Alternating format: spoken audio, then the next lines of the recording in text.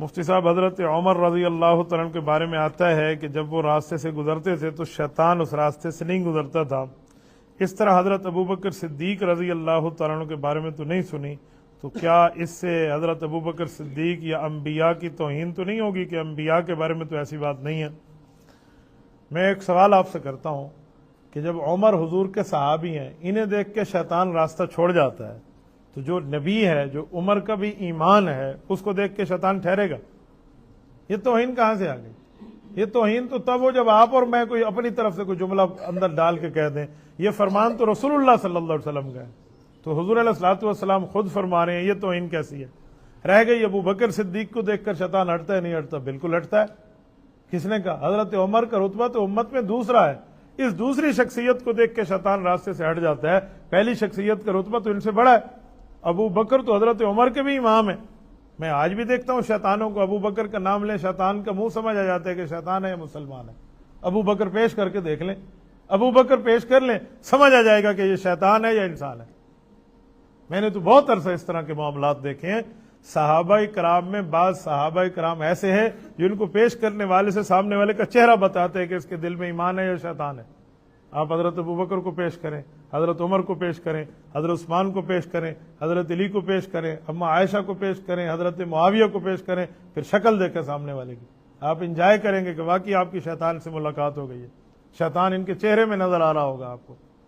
تو ان کو دیکھ کے تو شیطان واضح ہٹتا ہے، لیکن اس طرح کے معاملات سے شیطان پہچانا بھی جاتا ہے۔ ایک جواب۔ دوسرا جواب کہ دیکھیں بعض فضیلتیں جزئی ہوتی ہیں، فضیلت جزئی سے فضیلت کلی کے اوپر استدلال کرنا غلط ہے۔ میں آپ سے پوچھنا چاہتا ہوں، حضرت موسیٰ علیہ السلام لاٹھی پھینکتے تھے تو کیا بن جاتا تھا؟ بولیے۔ حضور علیہ السلام نے ایسے کیا ہے، کبھی سانپ بنا ہے؟ بولیے۔ تو پھر کل کوئی کہہ دے کہ اس میں حضور کی توہین ہے، کہ حضور علیہ السلام کا رتبہ تو بڑا ہے، نعوذ باللہ یہ حضور کی توہین ہو گئی، حضرت موسیٰ علیہ السلام کا رتبہ وہ نہیں ہے، لہذا حضرت موسیٰ علیہ السلام کا ہم یہ معجزہ نہیں مانتے، تو یہ تو غلط ہو جائے گی بات۔ کیوں؟ ایک نبی کے رتبے کی فضیلت جزئی اٹھا کے دوسرے نبی کے رتبے پر فضیلت کلی پہ فٹ کرنا غلط ہے۔ تو ایک فضیلت اللہ تعالیٰ نے ان کے ہاتھ پہ جاری فرما دی۔ اگر یہ جواب بھی لیں تو تب بھی حضرت عمر رضی اللہ عنہ کے راستے پہ جاتے ہوئے شیطان کے سوال والی بات نہیں بنتی۔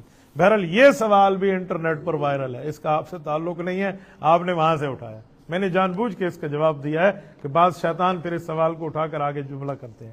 کسی کے دل میں آج کل بغض ہو نا صحابہ کرام کے بارے میں، اہل بیت کے بارے میں، وہ جان بوجھ کے انٹرنیٹ پہ لکھتا ہے، اسی لیے لکھتا ہے تاکہ یہ گستاخی صحابہ اور اہل بیت کی عام ہو جائے۔ ایسے گستاخوں کے لیے سوال نہیں کیا کریں، FIA میں رپورٹ درج کرایا کریں، سائبر کرائم ونگ میں رپورٹ درج کرائیں۔ 2 4 5 گستاخوں کو کھڈے لائن لگائے گی نا حکومت، پھر اس کے بعد معاملہ ٹھیک ہو جائے گا۔ میں کل ایک شخص کی پوسٹ پڑھ رہا تھا کہ ہم حضرت معاویہ کی نہ توہین برداشت کریں گے نہ ان کی تعریف برداشت کریں گے۔ یعنی وہ بندہ اپنے دل کا بغض نکال رہا ہے کہ میں نہ حضرت معاویہ کی توہین سنتا ہوں، نہ حضرت معاویہ کی تنقید سنتا ہوں، نہ حضرت معاویہ کی تعریف سنتا ہوں۔ وہ کہنا یہ چاہتے ہیں اس کی تعریف بھی نہ کرو، اچھا بھی نہیں کہو اور برا بھی نہیں کہو، چپ رہو۔ کیوں بھائی؟ وجہ خدا اسے صحابی مانے، رسول اسے صحابی مانے، حضور علیہ السلام اسے کاتب الوحی بنائے، وہ نبی پاک صلی اللہ علیہ وسلم کا سالہ ہو، نبی پاک صلی اللہ علیہ وسلم کا ہمزلف ہو، حضور پاک کی بیوی کا بھائی ہو، کاتب الوحی ہو، آپ کہ اس کی تعریف نہ کریں؟ کیوں تیرے ابا کی تعریف کریں، ان کی نہ کریں؟ آپ کو اپنی تعریف چاہیے، صحابی رسول کی نہیں چاہیے۔ جن کا ہاتھ کا لکھا ہوا قرآن آپ پڑھ رہے ہیں ان کاتب الوحی کی تعریف نہ کریں۔ تو یہ اندر کے بغض وہ نکالنے کے معاملے ہوتے ہیں۔ میری پوری زندگی کا تجربہ ہے کہ حضرت معاویہ رضی اللہ تعالیٰ عنہ اس دھرتی کے وہ مظلوم ترین صحابی ہیں، اس دھرتی کے وہ مظلوم ترین شخص ہیں جن کو پیش کرنے کے بعد لوگوں کا بغض چہرے سے باہر آ جاتا ہے۔ ایسا بغض، ایسا جھوٹ بولیں گے حالانکہ اس کا کوئی نہ دین سے تعلق نہ ایمان سے تعلق۔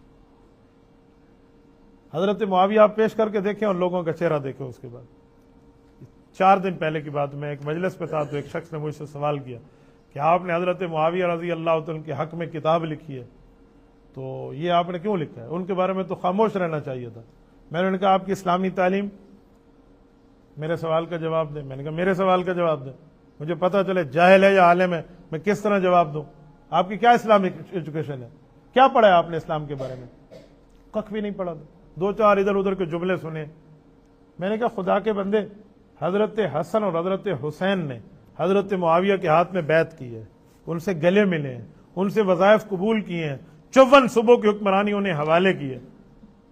تو جب حضرت حسن کسی سے یاری رکھے، میں حسنی ہوں تو مجھے یاری رکھنی پڑے گی، حضرت حسین کس سے محبت رکھے، میں حسینی ہوں تو مجھے پیار رکھنا پڑے گا۔ حسنیت اور حسینیت اسی کا نام ہے کہ مجھے ان سے محبت رکھنی چاہیے، اور تم جیسے بندے بیٹھے ہیں اس طرح کی بات کرتے ہوئے، یہ تمہیں نظر آیا، امام حسن امام حسین کو نظر نہیں آیا؟ یعنی مجھے حیرانگی ہوئی کہ وہ اپنے آپ کو سنی کہلوانے والا آدمی ہے، وہ اہل سنت والجماعت کہلواتا ہے خود کو، اور حضرت معاویہ رضی اللہ عنہ کی ذات کے بارے میں اس کو اس طرح کا نظریہ۔ تو یہ اپنے آپ کا ایک ذہن بنا لیں کہ جو نبی کے یاروں پر بکواس کرے نا، آپ سمجھ لیں کہ اس کے نبی کے دلداروں سے کوئی تعلق نہیں۔ حضور پاک صلی اللہ علیہ وسلم کی حدیث ہے کہ صحابہ کرام کی عزت جو کرتا ہے وہ میری وجہ سے کرتا ہے، اور جو صحابہ سے بغض رکھتا ہے وہ میرے بغض کی وجہ سے بغض رکھتا ہے۔ یہ حدیث آپ نے سنی ہے؟ مجھے کتاب اٹھا دیں، یہ اردو زبان میں آپ کے گھر میں کتاب موجود ہے، فضائل اعمال۔ آپ کھولیے، آپ اس کتاب کا صفحہ 199 کھولیے، صفحہ 199 200 سے ایک صفحہ پہلے رسول اللہ صلی اللہ علیہ وسلم کی حدیث لکھی ہوئی موجود ہے، آپ خود بھی پڑھیں اور گھر میں پڑھائیں۔ دیکھیں یہ صفحہ 199 حکایات صحابہ ختم ہو رہی ہے، اس کا آخری سے پہلا پیج ہے، سیکنڈ لاسٹ پیج ہے۔ آؤ میں حدیث پاک پڑھ کے آپ کو سناتا ہوں۔ حضور صلی اللہ علیہ وسلم کا ارشاد ہے کہ میرے صحابہ کے بارے میں ڈرو، ان کو ملامت کا نشانہ نہ بناؤ۔ جو شخص ان سے محبت رکھتا ہے میری محبت کی وجہ سے ان سے محبت رکھتا ہے، جو ان سے بغض رکھتا ہے میرے بغض کی وجہ سے ان سے بغض رکھتا ہے، جو ان کو تکلیف دیتا ہے وہ مجھے تکلیف دیتا ہے، جو مجھے تکلیف دیتا ہے وہ اللہ کو تکلیف دیتا ہے، جو اللہ کو تکلیف دیتا ہے قریب ہے اللہ کی پکڑ میں آ جائے۔ یہ حضور علیہ السلام کی حدیث۔ صحابہ کرام کو دیکھنا ہو تو حضور کی حدیثوں میں دیکھا کریں، ان تاریخوں میں نہ دیکھا کرے جن تاریخوں نے 2 نمبریوں کو جھوٹ بولے۔ ہم تاریخ کی وہ روایت لیتے ہیں جو قرآن اور حدیث کے مطابق ہو، جو قرآن اور حدیث کے خلاف ہو اس تاریخ کو اٹھا کے کسی جگہ پھینک دیں۔ کیا تعلق ہے اس سے؟